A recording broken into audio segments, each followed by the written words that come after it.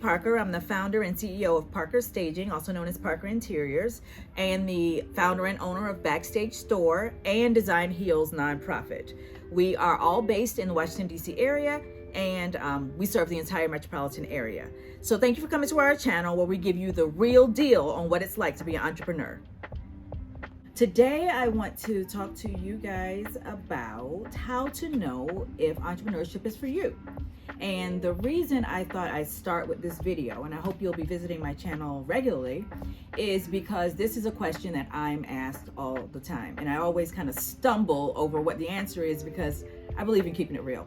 I really don't like to give boilerplate answers. There's no survey that you can take. And in fact, in my own experience, I didn't even know I was suited for this until I started doing it.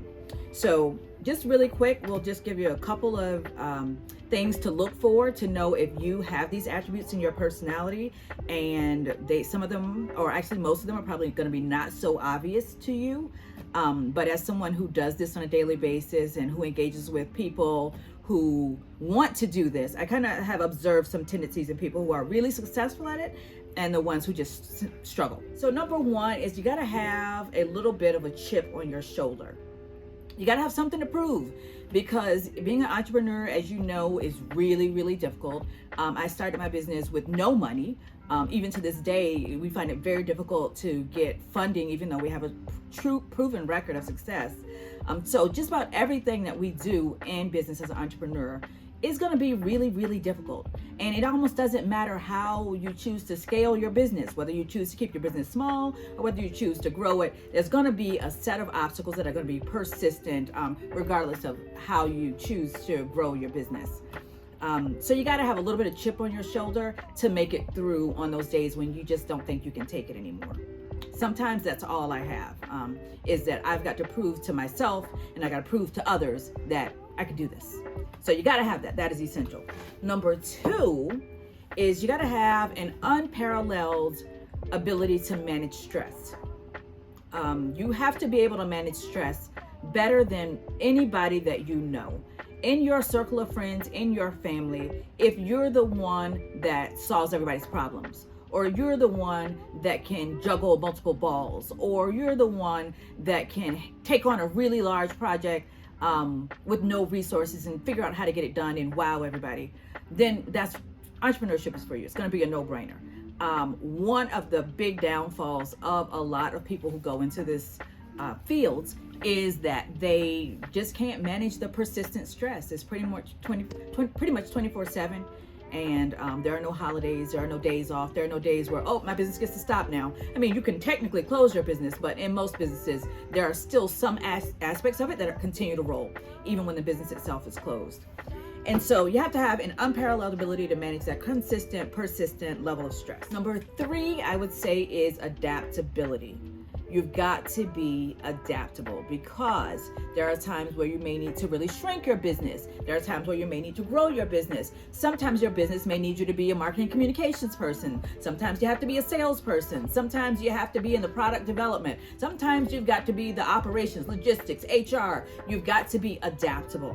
You've got to be, whatever your business needs you to be at that moment, you've got to be able to be it. But on top of that, you've got to have the ability to deal with constant success and failure. In every entrepreneur's day, there are moments of great success and they'll be followed by moments of absolute failure. So your ability to deal with good times, bad times, highs, lows, be who you need to be for every person within your business, as well as your customers and clients, is absolutely critical to your success. So that being said, I always tell people, in my opinion, only a very, very few select number of people are really built to be entrepreneurs, and to a certain extent you can make yourself an entrepreneur, but what I'm going through today are just those attributes that if you have them inherently, it will just make it easier for you. The path will be a lot easier for you and a lot more natural. So to sum it all up, to know if you naturally have some of the attributes that would make you more successful as an entrepreneur are: number one, you've got to have something to prove. You got to have a chip on your shoulder. You've got to have a little bit of a hater that you're trying to prove wrong, and sometimes that hater can even be yourself. It can be your family, your friends, but if it's yourself, that's even better, because then you want to kind of always outdo yourself. You want to prove to yourself that you can do certain things. The second thing would be your unparalleled ability to manage stress. I can't stress enough how stressful being an entrepreneur is, and more importantly, is persistent. So like when you're an employee of someone's business and you have a stressful job, in most cases, you're able to just go home and turn it off. But as an entrepreneur, you really don't have that luxury. So you've got to be able to manage high levels of stress over an extended period of time.